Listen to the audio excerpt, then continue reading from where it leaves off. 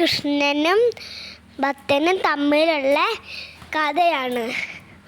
ഒരിക്കൽ കൃഷ്ണൻ വീട്ടുമുറ്റത്ത് കളിച്ചോണ്ടിരിക്കെ പഴവിൽപ്പനക്കാരൻ വന്നു. അദ്ദേഹം പറഞ്ഞു, നല്ല പഴങ്ങൾ, നല്ല പഴങ്ങൾ. കൃഷ്ണൻ ആ കുട്ടയിലെ പഴങ്ങൾ കണ്ട് ഒത്തിരി ഇഷ്ടമായി.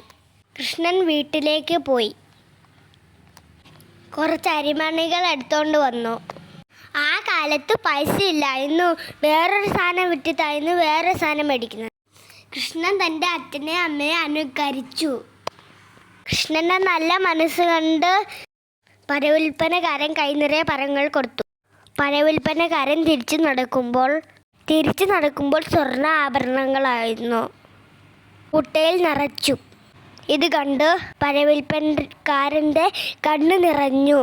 പഴവിൽപ്പനക്കാരൻ്റെ നല്ല മനസ്സ് കണ്ട് കൃഷ്ണൻ കൊടുത്തതായിരുന്നു ആ സ്വർണം.